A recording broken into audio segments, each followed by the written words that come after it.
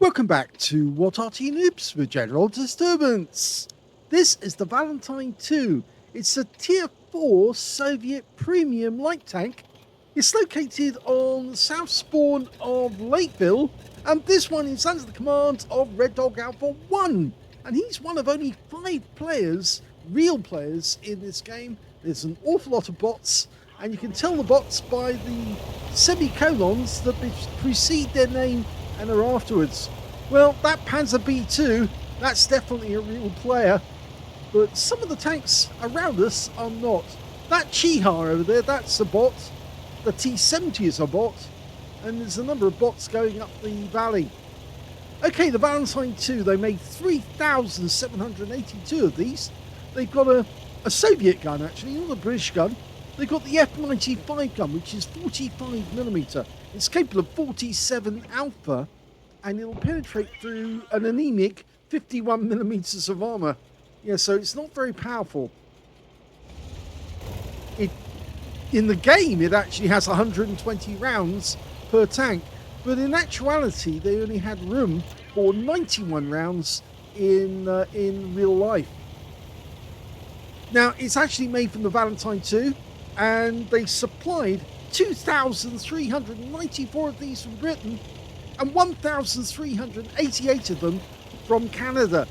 And they were actually present at the Battle of Moscow when the Germans invaded, and they got to the gates of Moscow and they were fought off by Valentine IIs. Now he's actually going to go directly into the city through this street rather than go the long way round. Now he does have fairly good armour. The only place that's weak is the engine cover, that corrugated cover there. That's actually fairly weak armour. Okay, he's got an M1542, which is an Italian. Trying to get shots on as he disappears into the distance. Now it's a Tier 4 game with Tier 3 tanks in it. And some of these tanks are quite tough, other of them are not.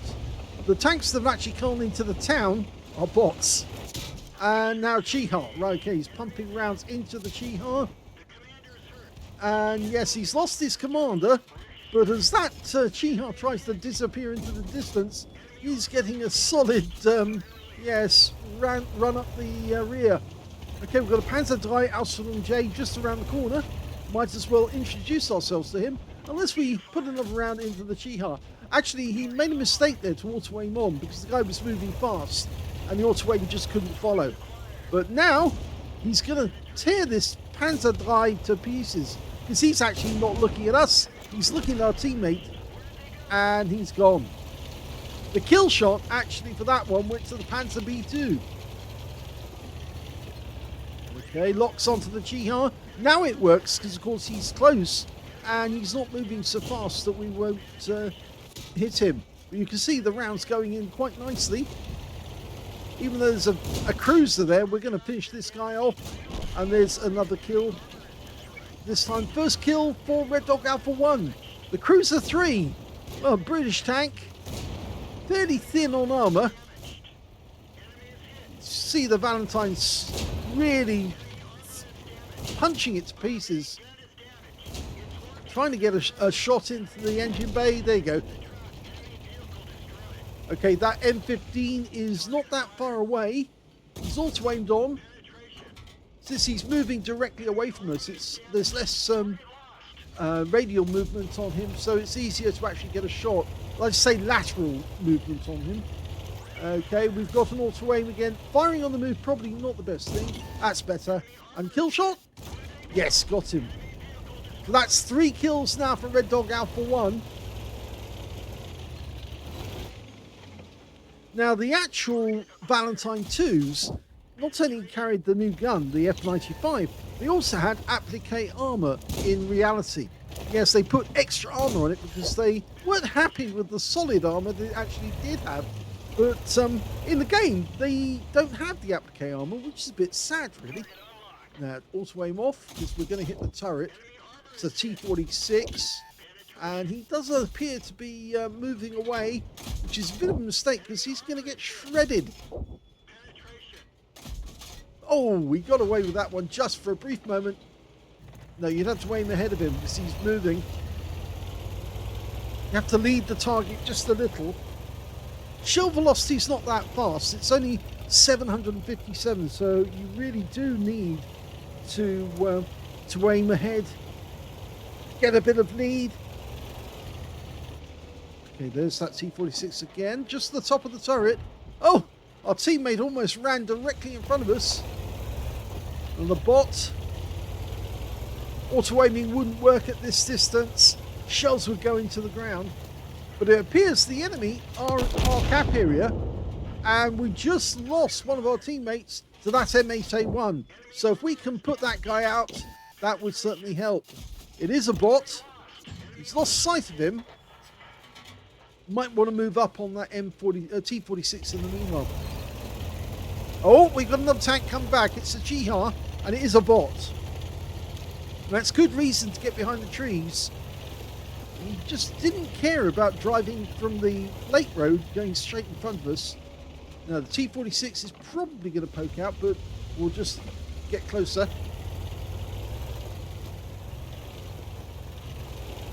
Okay, Jihar is getting closer. Or is that the M8?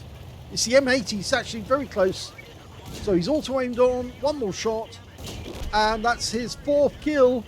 M8A1 just around the corner. Might as well get him. Okay, locks on. Pumps one in. Keep chasing him. No problem. Great stuff. Kill shot. Oh, he didn't get it. Does now. Okay, so there's only 3 enemies remaining. They do have a Type 91, a Jihar, and a Panzer III Aslains J. Now, one of them is in front of us. The other one is in the valley, supposedly, and the other one's at the cap. Now, the thing is that of those 3 tanks, only the Panzer III Aslains J is a real player. The other 2 are bots. Now, the bots won't automatically cap on their own, but the Panzer III Aslains J might. I think the only reason he might not do it is because if he does, then he's going to get torn to shreds by our Panzer B2. Okay, we are taking damage. Need to finish this guy off quickly. Oh, we lost the driver. We're going to have to get the drive back in. One more shot. Yes! That's a Top Gun. Now, we can't get a Radley Walters because even though there's 2 enemy left, you can't get it at tier 4. So he's going to have to drive up the valley and get close. Oh, there's the Type 91. Okay, auto-aim on, take this guy out. We're very low on hit points, though. Ideally, he wants to chase him over the top and shoot at him so that the guy doesn't shoot back. Oh, he's going the quick way down. Okay, it's 1, 2, 3. Can't afford to take a shot. He gets the last shot in. No. Oh, I'm sorry, Red Dog. That was pity. He was so close to taking out that Type 91, but he's now disappearing back to our cap, or back to his own cap, rather. And the standoff is actually ensuing at the other end of the map. Now, I'm not sure if you've actually tagged over to the next enemy tank, or next tank on your team, rather. But on the thought that you might not have done that, I'm actually going to free cam, if I can, and go over to see what's actually going on down south. If you do get killed in the battle, please click onto the next available tank on your team so we can continue to watch the action. But I have the feeling that the last remaining enemy tank is being very uncooperative because he is a human-controlled tank. It's a Panzer III Aslains J, and he is supposedly down there at the corner. We might just see him.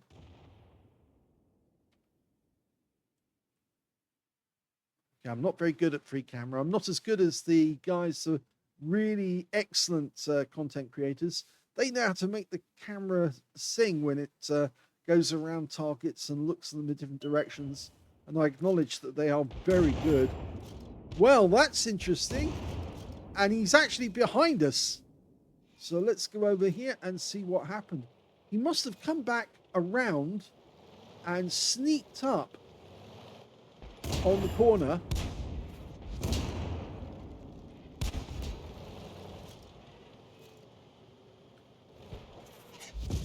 Oh, that was close. The Chiha. The Chiha's a bot, though.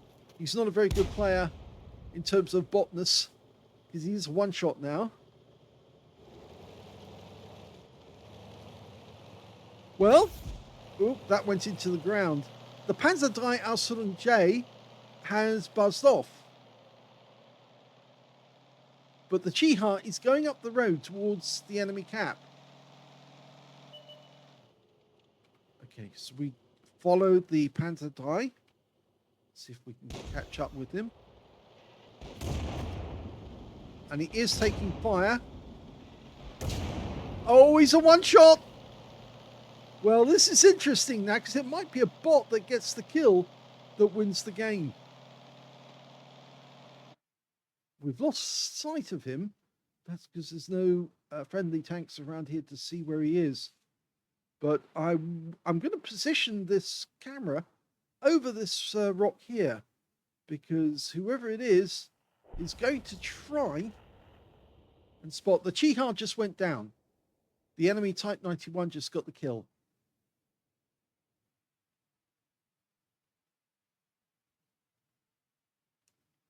Our guys are trying to come up the lake road.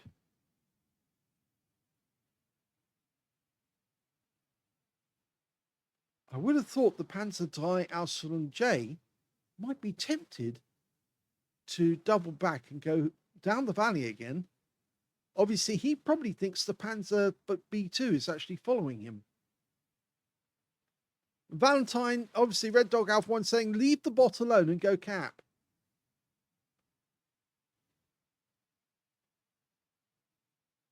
So the last player on, well, both the players on our team are real players.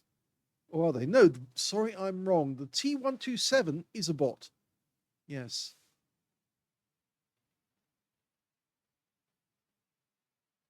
They're both going up the valley.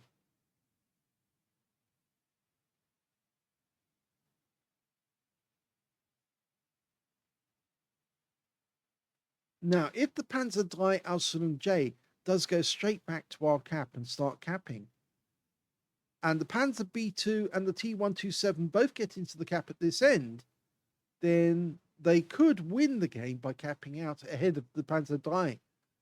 It's unknown if the Type 91 would follow the Panzer Die Aslains J to go south. So I guess we'll just have to wait and see if they are actually going to try and cap or kill the enemy team. The good news is the T127 is fairly healthy. And the T127 does have a fairly good fast-firing gun.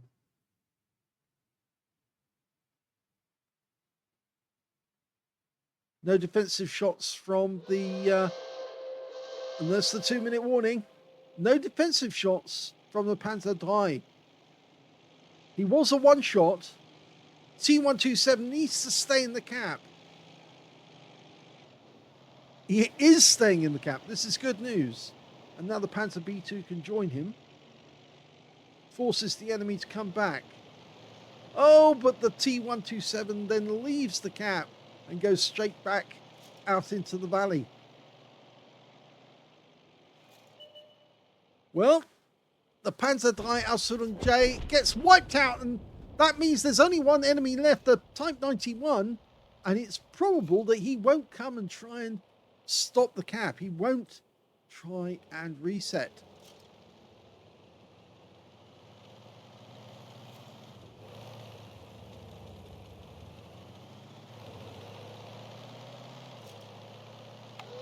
Well, we're now ticking. Last minute. Panzer B2's taking up a defensive position. The Type 91, well, we've got no clue where he is, but remember, he's also a one-shot. If he does turn up, he's going to get wiped out as well. We don't mind if the T127 sits out in the open, because if he does, then he might take the first shot, and we'll then be able to take down the Type 91 when he appears. But it looks like we're going to cap out. And so well done to the Panzer B2. And that's it. Yeah, they done it.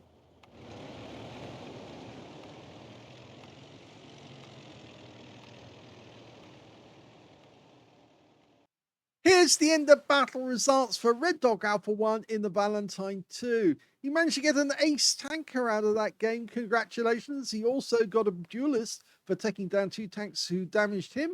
A fire for effect for doing more damage than the hit points to his own vehicle. Bruiser medal for getting at least 5 critical hits. He got 8. He also got a high caliber for dealing the most damage in that game. And he got a top gun for getting at least 6 kills. Unfortunately, the tank who was going to be his 7th kill took him out before he could take him out in return. He was just a split second away from firing and killing the Type 91 with a one-shot, last remaining shot, but unfortunately he got the better of him. So sadly, he didn't finish the game except as a wreck, but he did get a win 8 of 19,256, which is very, very high indeed. Let's have a look at team score. When he got the highest damage with 2,580 hit points, second highest damage went to the Panther P2, who also got a steel wall, 1,699 hit points. Third highest damage went to the P2640 on the enemy team, 1,416 hit points. When it came to kills, yep, Red Dog Alpha 1 got that one. 6 kills to him, 4 kills to Panther P2, 3 kills to the P2640. And when it came to base XP, it's, yep, Red Dog Alpha 1 again, so he's got the top on all 3 columns. 1,626 went to Red Dog Alpha 1, 1,278 went to the Panther P2, and the next highest after that was, in fact, the P2640, the human player on the enemy team, got 456, slightly better than the Cruiser 4 on our own team. He fired 69 rounds, that's a lot of ammo, and a lot of that was premium. 59 direct hits, 57 penetrations, 2,580 hit points of damage, of which 141 was done at more than 300 meters. 22 hits received from the enemy, but only 12 of those actually penetrated. 10 non-penetrations, 540 hit points of damage blocked by armor. He spotted 2 enemy vehicles, damaged 8 of the enemy, killed 6, and did 160 hit points of damage assistance. On a premium account, he actually made a profit on that game of 18,371 credits, but he did spend a lot of armor, a lot of money on premium ammo, 55,200 for the credits for the ammo. He got 55 bonds as well because he got a mission achievement, and he took away 13,415 experience points as well because it was a ×5 day. So a very good round in the Valentine II. I know some people have got their favorite tank that they like playing a lot of. For hospitals, for instance, it happens to be the Bishop. And funnily enough, the Bishop happens to use the Valentine II as the hull that for the vehicle. They only made 149 of those. Most of the Valentine IIs were actually going to the Russians. Some of them were actually went to the British instead. But of course, the Valentine tank is one of those tanks that actually existed throughout the war and was made on in both Canada and, of course, in Britain. And, of course, they also appeared in other countries as well. One of the most universal tanks that actually appeared during the Second World War. And it was really good because it was an infantry tank. It actually was designed to keep up with the troops. And it was quite powerful as well. It didn't really have a good HE round. In fact, it didn't have an HE round at all, really, to speak of, because it was only armed with the 2-pounder gun, which is a 40mm. But with the squeeze bore attachment, it could actually take down tanks much bigger than itself, simply because the shell velocity of those squeeze bore shells was so great, it would pump through any armor that it faced. Even some of the best German tanks were taken out by Valentine tanks. So I hope you enjoyed that replay. If you did, please give this video a like. Do subscribe to our channel. Leave a little comment down below because it feeds the algorithm. And thank you for watching.